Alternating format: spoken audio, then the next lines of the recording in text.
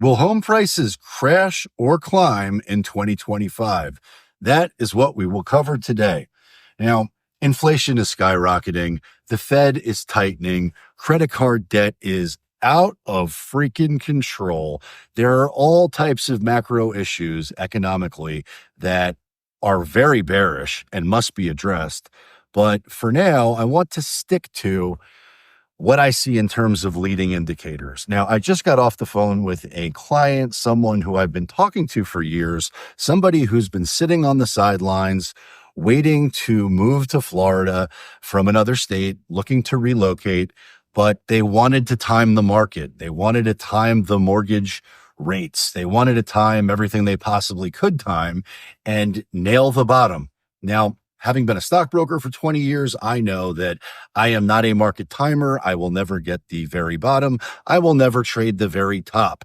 It's just impossible for me to do that. Nobody is that good. But I do know, as far as real estate is concerned, time in the market is critical to valuation, is critical to wealth building. And there's a lot of folks who've been sitting on the sideline for a long time. Anyhow, I got off the phone with these people. They were very fired up and they are now ready.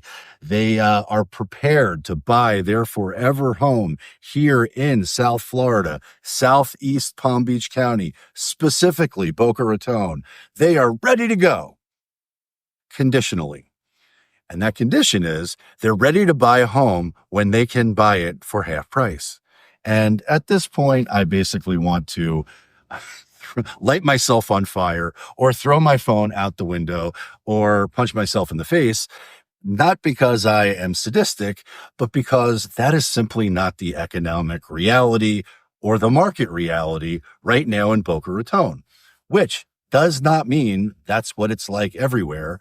But the truth is, unless a seller, a homeowner, is in tremendous financial pain, the odds of you getting a half-priced home are zero. And no, I obviously don't want to light myself on fire, but it was the catalyst for me making this video.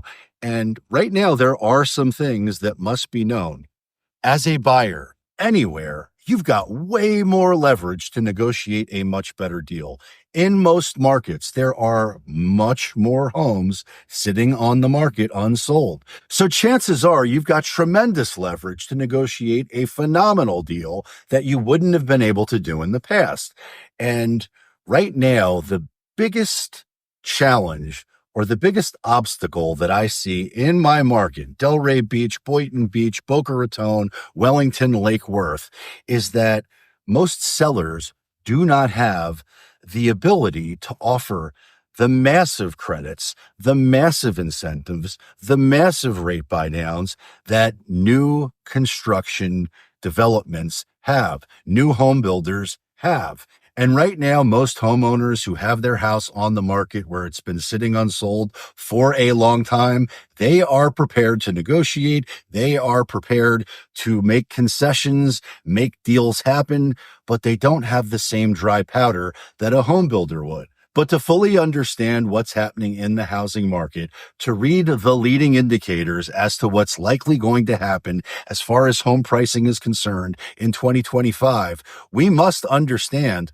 what home builders are doing, because real estate is a lagging economic indicator. But publicly traded home builders who must report quarterly earnings, who must report their annual earnings and provide financial guidance as to what the future looks like for their shareholders, they are leading indicators as to what's likely going to happen in every market sometime soon. And what home builders are reporting now provide a reasonable insight as to what you can expect to see in the housing market moving forward. And they can likely provide some form of insight as to whether home prices are going to crash or climb in 2025. So when D.R. Horton, which is America's largest home builder, dropped a bombshell of bad housing market news as it relates to their home building business, it was so massive, it erased $2.8 billion worth of valuation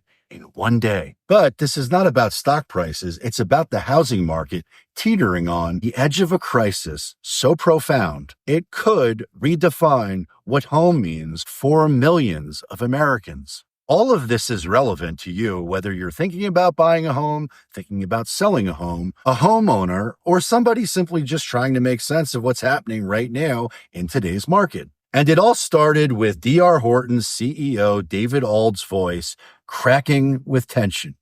During his most recent earnings call, he revealed a number that completely froze the room and completely panicked the market. New home orders for D.R. Horton plunged by damn near 40%. And investors no likey. Investors panicked. In hours, the stock plummeted over 11%.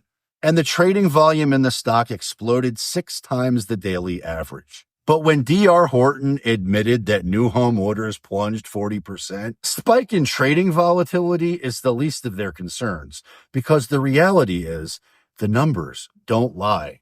And the numbers spoke for themselves. The housing market for D.R. Horton isn't slowing down. It's completely unraveling, which is bad for them and good for you if you're thinking about buying. Here's why. And if you've been watching for a while, you've heard me say that the leading indicator as to what's likely going to happen in the future as far as home prices are concerned are builder incentives. And for a very long time in my market, there were almost no builder incentives. Well, that's not exactly true today. Builders will do what they must to clean up their balance sheets. And if that means offering massive incentives and taking a loss near term to salvage the company long term, you could bet your sweet bippy they're going to do that. And so D.R. Horton, which is a company that built 1 in every 10 homes in America over the last 22 years, they suddenly started offering discounts and incentives, the likes of which nobody's ever seen before. $40,000 in rate buydowns, $25,000 worth of closing cost assistance, $75,000 off premium lots. And to be clear, this is a national company. Regionally, these numbers are very different, but in my market, I hadn't seen any type of incentive for a long time. And now I'm starting to see incentives come back into the marketplace, which make new construction far more attractive for most buyers. But when America's largest builder starts slashing prices like this, you know there is something deeply, fundamentally wrong. And D.R. Horton is not alone. Lennar is next up to the party. Lennar, the second largest builder, joined the desperation parade. They launched a program called Whatever It Takes.